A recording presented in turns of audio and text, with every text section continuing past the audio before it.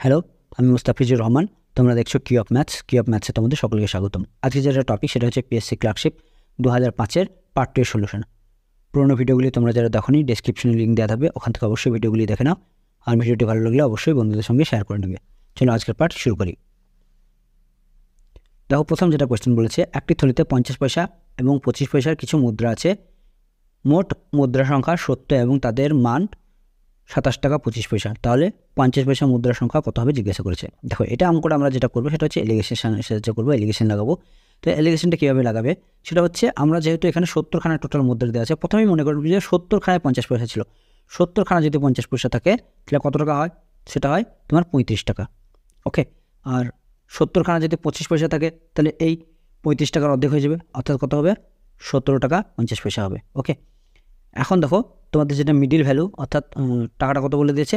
27.25। ওকে, allegation করো। দেখো, 35 টাকা থেকে 27 টাকা 25 পয়সা বাদ দিলে কত হচ্ছে? সেটা হচ্ছে তোমার 60 টাকা 75 পয়সা। ওকে, আর 27 টাকা থেকে 17 টাকা 5 পয়সা বাদ, মানে 50 পয়সা বাদ দিলে কত আসছে? সেটা হচ্ছে 9 টাকা 75 পয়সা। ওকে, এই দশমিক আর এই দশমিক উঠিয়ে দাও, দিয়ে কাটাকাটি করো। ওকে, 25 দিয়ে কাটাকাটি করছি। দেখো, 3 25 75, 75 মানে হচ্ছে 125, 5 25, সেটা 5 25 বলছে, 225 এসে, তাহলে 9 25 হচ্ছে 225। আর এখানে আসছে কত? 25 দিয়ে কাটাকাটি করলে 25 3 25 75, 2 25, 25 একে 25, অর্থাৎ 39:31 আসছে। তার মানে প্রথম অংশটা হচ্ছে 50 পয়সা কয়েনের জন্য, আর দ্বিতীয়টা হচ্ছে 25 পয়সা কয়েনের জন্য। ওকে, অর্থাৎ আমাদের 50 পয়সার কয়েনের সংখ্যা কত? সেটা হচ্ছে 39। কেন 39? কারণ এই দুটোকে যোগ করে দেখে নাও যে 70 আসছে, কিন্তু যদি 70 আসে তাহলে পরে ওটাই হয়ে যাবে অ্যান্সার। দেখো, 39 আর 31 যোগ করলে 70 আসছে, তার মানে এটাই হয়ে যাবে অ্যান্সার। আর যদি না আসতো তাহলে এই দুটোকে আমরা যোগ করে যোগফল 70 বানানোর চেষ্টা করতাম, বানিয়ে যেটা আসতো সেটাই হয়ে যেত আমাদের অ্যান্সার। ওকে, তার মানে 50 পয়সার মুদ্রার সংখ্যা হচ্ছে 39 আর 25 পয়সার মুদ্রার সংখ্যা হচ্ছে 31। এরপরে দেখো 62 নম্বর কোয়েশ্চেন কী বলছে? 3 অঙ্ক বিশিষ্ট সংখ্যাগুলির মধ্যে প্রথম এবং শেষ একই অঙ্ক হবে, এরকম মোট সংখ্যা কত হবে জিজ্ঞাসা করেছে। দেখো, তাহলে প্রথম আর শেষ একই অঙ্ক হবে, 3 অঙ্ক বিশিষ্ট, তার মানে নিশ্চয়ই প্রথম সংখ্যাটা 101 হবে, তারপরে 111 হবে, তারপরে 121 হবে, তারপরে 131 হবে, 141 হবে, 151 হবে, 161 হবে, 171 হবে, 181 হবে, 191 হবে। তোমার কটা আছে? দেখো, 1 2 3 4 5 6 7 8 9 10টা, অর্থাৎ 1 দিয়ে শুরু করলে 10টা, তেমনি 2 দিয়ে শুরু করলে পরে এরকম 10টা পাবো। ওকে, এভাবে 3 দিয়ে পাবো, ডট ডট ডট করতে করতে কয় দিয়ে পাবো? 9 দিয়ে পাবো, অর্থাৎ 1 থেকে 9 অবধি পাবো। ঠিক আছে, অর্থাৎ 1 থেকে 9 অবধি 9খানা সেট পাবো। কটা করে সংখ্যা পাবো? 10টা করে সংখ্যা, মানে অঙ্ক পাবো, অর্থাৎ 9 × 10, তোমরা কত? টোটাল 90টা সংখ্যা পাবো। অপশন বি, এটাই কিন্তু কোয়েশ্চেনের অ্যান্সার। এরপরে দেখো 63 নম্বর কোয়েশ্চেন কী বলেছে? একটি কাজ এ 10 দিনে, বি 15 দিনে করে, সি এর সাহায্যে তারা 5 দিনে কাজটি শেষ করলো। তাহলে কাজটির জন্য তারা 168 টাকা পেয়ে থাকলে সি কত টাকা পাবে জিজ্ঞাসা করেছে।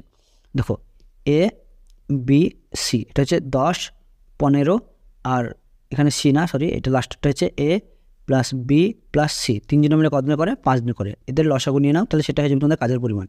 এদের লসাগু কত? 30। তাহলে এ এর এফিসিয়েন্সি কত হবে? 3 10 30, বি এর এফিসিয়েন্সি হবে 15 × 30, আর এটা হচ্ছে 5 6 30।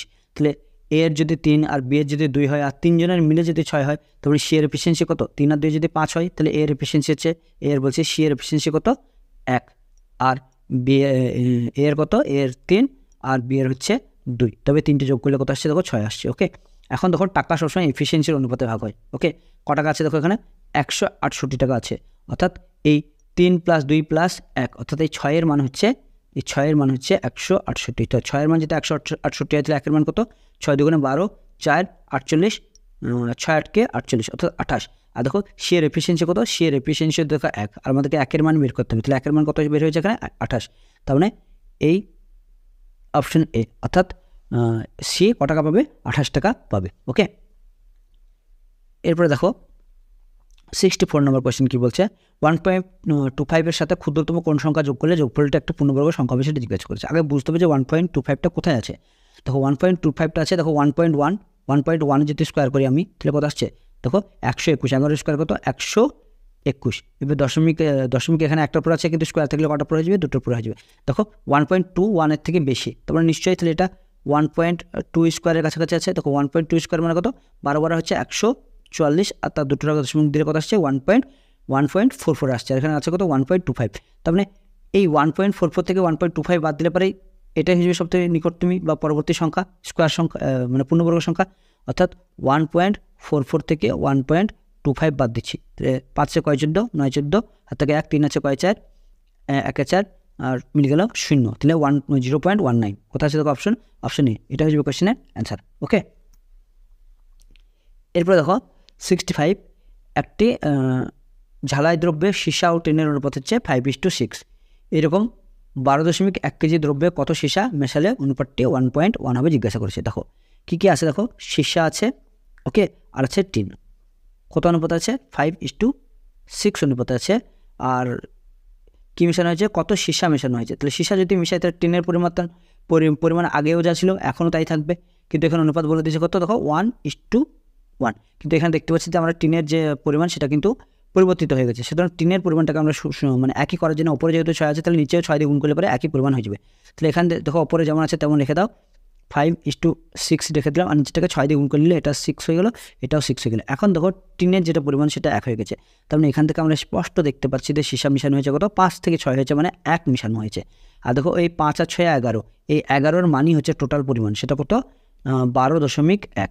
দেখো 1-এর মান কত হবে, 11 11 121 হয়, 11 11 121 হয়, কিন্তু 1 টাকা দশমিক আছে বলে এখানে 1 টাকা দশমিক দাও, অর্থাৎ 1-এর মান হচ্ছে 1.1। আর আমরা মিশিয়েছি কত, সেটা মিশিয়েছি 1, অর্থাৎ 1-এর মানই হচ্ছে 1.1, অর্থাৎ এটাই অ্যান্সার হয়ে যাবে। অর্থাৎ সীসা মিশানো হয়েছে কত 1.1 কেজি। ওকে, এরপরে দেখো 66 নম্বর কোয়েশ্চেন কী বলছে, 100 মিটার ও 80 মিটার একটি 100 মিটার ইন্টু 80 মিটার একটি আয়তকার বাগানের ঠিক বাইরে চারিদিকে একটি পথ আছে, পথটির চওড়া 10 মিটার হলে এর ক্ষেত্রফল কত। দেখো একটা ফর্মুলা আছে, সেটা হচ্ছে বাইরের দিকে রাস্তা থাকলে তার ক্ষেত্রফল হয় সবসময় 2p, p মানে হচ্ছে চওড়া, রাস্তাটাও কতটুকু চওড়া, আর x হচ্ছে দৈর্ঘ্য, y হচ্ছে প্রস্থ, ইন্টু 2p। ওকে, এইটা ফর্মুলা। ওকে, তাহলে 2 ইন্টু রাস্তাটা কত চওড়া 10, x কত দৈর্ঘ্য হচ্ছে 100, ওকে, আর y কত, y হচ্ছে তোমার 80 প্রস্থ, আর 2 ইন্টু এখানে দেখো চওড়া কত 10। ওকে, তাহলে 10 দুগুণে 20 ইন্টু এই 100 আর এই 80, 180 আর 10 দুগুণে 20 কত আসলো 200। ওকে, 200-কে এই 20 দিয়ে গুণ করলে কত হচ্ছে 2 দুগুণে 4, 1 2 3 0, অর্থাৎ 4000 স্কোয়ার মিটার, অর্থাৎ 4000 বর্গ মিটার। অপশান ডি, এটা হচ্ছে কোয়েশ্চেনের অ্যান্সার।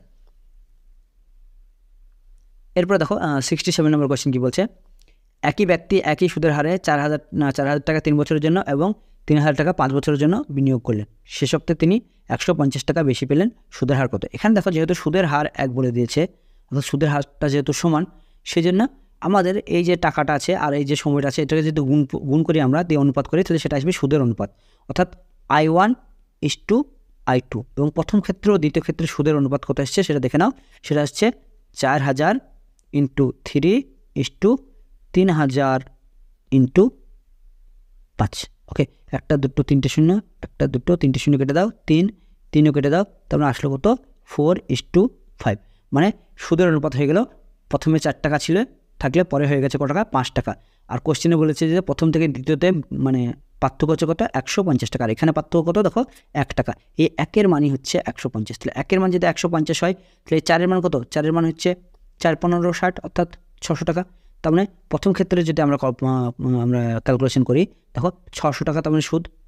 ওকে, 4-এর মান যেহেতু 600, তা 600 টাকা সুদ ক টাকাতে 4000 টাকাতে, 4000 টাকাতে 600 টাকা সুদ, সেটা ক বছরে দেখো 3 বছর। তাহলে 1 বছরের সুদ বের করতে গেলে কী করতে হবে, 3 দিয়ে ভাগ করতে হবে, ইন্টু 100 দিয়ে গুণ করলে পরে এটা হচ্ছে সুদের হার। তো সুদের হার মানে হচ্ছে টোটাল সুদ বা নিচে আসল ইন্টু নিচে সময় দিয়ে ভাগ করতে হবে, ইন্টু 100% করার জন্য, কারণ 1 বছরের সুদ বের করতে হবে আমাদেরকে। ওকে, কাটাকাটি করো, 1 2 এই শূন্যের সঙ্গে এই শূন্য কেটে দিলাম, তারপর এইটার সঙ্গে এটা কেটে যাচ্ছে, দেখো 4 15 60।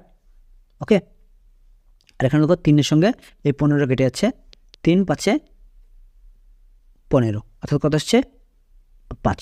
ওকে, অর্থাৎ 5%। দেখো অপশান সি, এটা হচ্ছে কোয়েশ্চেন অ্যান্সার। তোমরা দ্বিতীয় ক্ষেত্রে 5-এর মান বের করে এটা করে দেখতে পারো, দেখো একই অ্যান্সার আসবে। 68 নম্বর কোয়েশ্চেন কী বলছে, দেখো এক ব্যক্তি উত্তর দিকে 5 কিমি এবং পশ্চিম দিকে 3 কিমি যায়, 10 মিনিটে ওই ব্যক্তির গড় গতিবেগ কত। দেখো গড় গতিবেগ মানে হচ্ছে টোটাল মানে ডিস্টেন্স বাই টোটাল টাইম। তো টোটাল ডিস্টেন্স কত এখানে 4 + 3, আর টোটাল টাইম কত, টোটাল টাইম হচ্ছে 10 মিনিট। ওকে, অর্থাৎ 4/3 কত হয়ে গেলো, 4/3 হয়ে গেলো 7/10, অর্থাৎ 0.7 মিটার পার মিনিট, মিটার বলছি সরি কিলোমিটার, এটা কিলোমিটার পার মিনিট, অর্থাৎ 0.7 কিলোমিটার পার মিনিট। কোথায় আছে দেখো 0.7 কিলোমিটার পার মিনিট, অর্থাৎ অপশন বি, এটা হচ্ছে কোয়েশ্চেন অ্যান্সার। এরপরে দেখো 69 নম্বর কোয়েশ্চেন কী বলেছে, দুটি সংখ্যার গসাগু বলে দিয়েছে 12 আর লসাগু 540, একটি সংখ্যা 60 হলে অপর সংখ্যাটি কত। দেখো আমরা জানি লসাগু গণিত গসাগু সমান হচ্ছে ফার্স্ট সংখ্যা ইন্টু সেকেন্ড সংখ্যা। এখন দেখো লসাগু দিয়ে দিয়েছে কত, লসাগু দিয়ে দিয়েছে 12 ইন্টু লসাগু বলছি গসাগু দিয়ে দিয়েছে 12 ইন্টু লসাগু দিয়ে দিয়েছে কত 540, তাহলে লসাগু গণিত গসাগু করে নিলাম এখানে, ইন্টু একটা সংখ্যা কত বলে দিচ্ছে 60, দিয়ে আমাদেরকে দ্বিতীয়টা বের করতে বলছে, অর্থাৎ সেকেন্ডটা আমরা রেখে দিই। দেখো এই শূন্যের সঙ্গে এই শূন্য কেটে দাও, 6 দুগুণে 12, 54 দুগুণে কত হচ্ছে 108, অর্থাৎ সেকেন্ড যে সংখ্যাটা সেটা হচ্ছে কত 108, অপশান সি, এটা হচ্ছে কোয়েশ্চেন অ্যান্সার। এরপরে দেখো 70 নম্বর কোয়েশ্চেন কী বলছে, এক ব্যক্তির বেতন প্রথমে 20% কমানো হলো, পরে 20% বাড়ানো হলো, তাহলে ওই ব্যক্তির ক্ষতির পরিমাণ কী হলো তাই জিজ্ঞাসা করছে। তো এটাও একটা, এটা হচ্ছে এবি রুলের অঙ্ক, যেটা তোমাদের আমি আগে বলেছিলাম। এবি রুলের ফর্মুলাটি কি, A plus B plus A B by 100।